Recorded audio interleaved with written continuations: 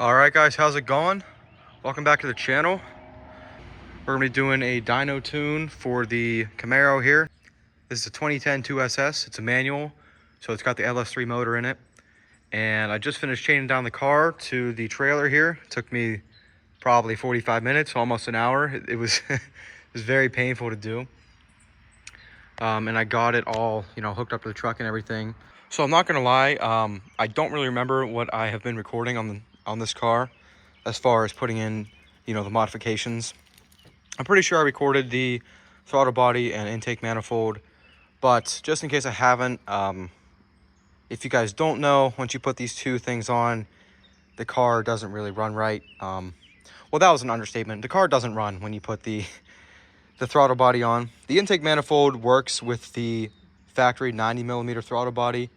I was daily driving it for, I don't know, like 2 weeks with the fast intake and the factory throttle body, but I had the 102mm on there and the car was just going into limp mode. I couldn't drive it. It was idling terribly. It sounded awful. So I had to have that off for a little bit, but now that it's on the trailer, I put it back on so that, I can get it tuned, obviously. So for the modifications for the car, obviously I have the fast LSXR 102 intake manifold. I have a BBK 102mm throttle body. This is the, I don't know the actual model number. It's the kind where you can use the factory throttle body motor. It's just 4 bolts and 1 gear. It's very, very simple. And then, I have the K&N cold air intake. I also have Texas Speed long tube headers. I'm 99% sure they're 1 7/8, but they might be 2-inch. I just can't remember.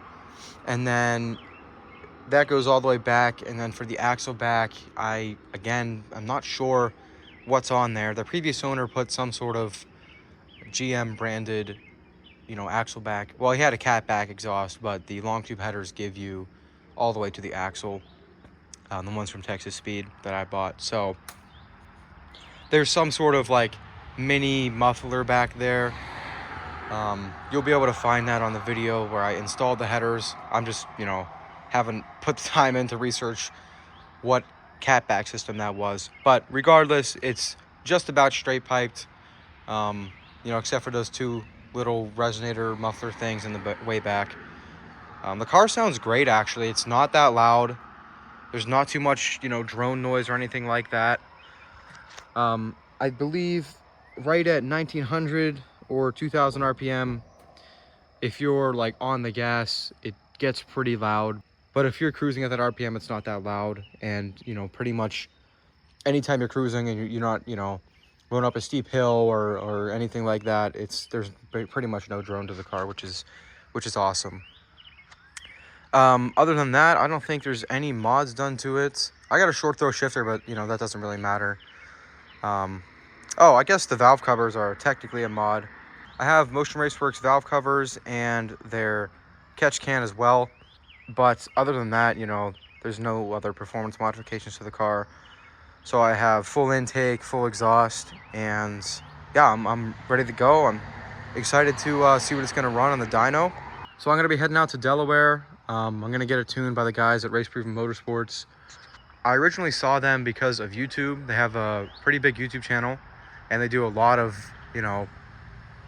YouTube videos on tuning these kinds of cars. Corvettes and Camaros, CTSVs, Chevy SSs, all kinds of GM engines. So I scheduled a tune with them. They said it's going to be $1,250. And I think I was waiting for right around a month.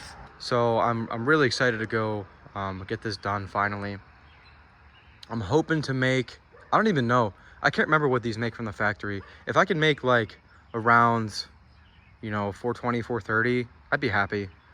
It's just slipping my mind. I think they make 380 from the factory, but that might be at the crank, so I'm not too sure. If I can get, honestly, I'm just looking to get above, 400. It would definitely help if I had a cam in the car, but I don't really have the money or the time to do that right now. I got to save up for college, and this is pretty much as far as I want to go with the car for the summer.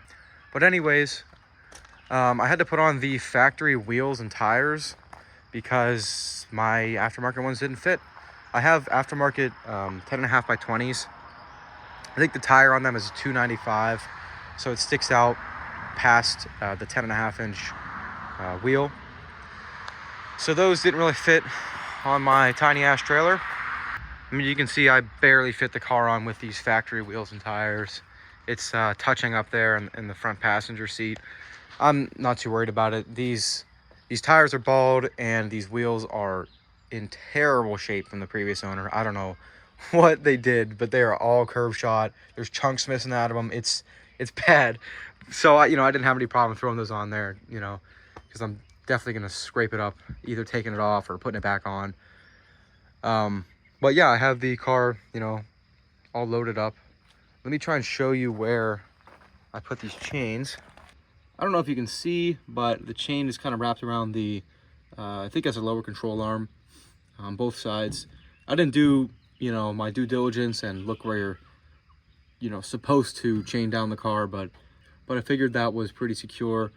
I'm not worried about the car moving. The chains are nice and tight, so I'm happy with that. And then in the front was a lot harder. So I had to go around the frame and the front sway bar there on both sides.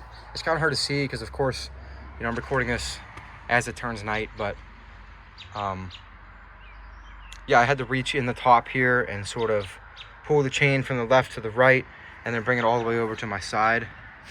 So that was fun, but I got it all tied down. It's good, nice and secure. And I'm gonna go ahead and take the truck for a test drive just to make sure this thing can tow it. It says the towing capacity of this truck is 7,500 pounds, so I'm gonna be pushing it. I don't know how much a trailer weighs. I'm assuming a ton, maybe 3,000. I'm assuming 2,000 or 3,000 pounds, and then the car is right around 4,000. So we're pushing it. I'm gonna put a couple guys in the truck too, so it's gonna be interesting. But I'm gonna throw my aftermarket wheels and tires in the trunk and we'll go for a drive. And if everything works out, I will be headed off to the tuner pretty soon. It's actually Sunday, so I'm going to leave Monday night. I guess Tuesday morning. I'm gonna be leaving right around 2:30 or 3 in the morning. The appointment's at 10:30, so I'm gonna stop for breakfast. And I wanted to get there at around 9:45, something like that. Take the car off, swap the wheels and tires. Get everything situated. I don't want to be late because I've been waiting so long for this. The last thing I want to do is be an hour late. So I'm gonna leave nice and early. It's all the same, right? Whether you leave at 2:30 or 3:30, you're still getting up very early in the morning. So I figured I'd just leave a little bit earlier. It's about a 6-hour drive, or wait, let me think. I think it's a 5-hour drive, but I got to pick up my buddies, which live, it's going to take me 45 minutes to an hour to go all the way out there, grab them, and then come back. So it's going to be, I think, a 6.5-hour drive, 6-hour drive, something like that. I'm looking forward to it. I haven't driven that long in, well, a very long time. I'm going to try and get some time lapses too. I have my 360 cam. I might put it on top of the truck and, get a sunrise time lapse or, trailer time lapse, something like that. But yeah, anyways, I'm going to go ahead and throw the tires in there and take it for a test drive. All right, guys, it is currently 2:30 in the morning. Car's ready to go. I'm going to go pick up the boys and we'll be on our way.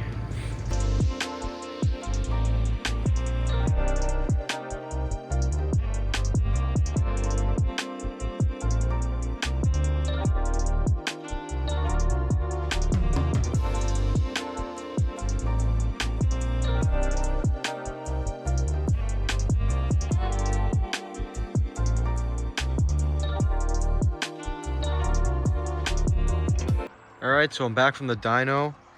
I didn't get too much footage of the actual dyno day. It was more of just driving. We drove, I think, 18 hours or something like that. So it was a lot of driving for the day. But the car made 450 wheel horsepower, and I think it was 453 pound-feet of torque. So the guy at the front desk was able to record it for me, and he also got me the graph. So I'll put both of those in the video and you'll be able to see that. But yeah, I'm gonna go ahead and get the car unloaded and that'll be a wrap on the video, I guess. I just wanted to quickly mention, I have the wheels here chained because these are really in terrible condition. There's a lot of road rash on all 4 of them. They are pretty much beyond repair. That wheel's pretty bad. This one's got a literal chunk hanging out of it. They're not in great shape from the previous owner. I'm not sure, you know, how many curbs he hit, but he messed them wheels up pretty bad. So I just figured, you know, I'd save 45 minutes and just chain it down to the wheels, because those wheels are not going to be going on the car unless the car's on this trailer, because, you know, the trailer's too small. But yeah, I'll get it unloaded and that'll be it. Real quick before I show you guys the graph and the dyno pull, I just want to say thank you for putting up with this horrible audio and video. I have a new mic now and I'm getting better at recording. I actually recorded this a year ago and I've been putting it off, you know, putting off editing it because somehow, some way I lost a whole bunch of footage for this. There's a couple more clips. Well, I shouldn't say a whole bunch, but there was a couple more clips that I wanted to include and I lost those, and I was just, you know, wanted to be done with this whole YouTube thing, but I figured I'd get around to editing this. And yeah, thank you guys for watching. I'll be sure to get some more videos out soon, and have a good one.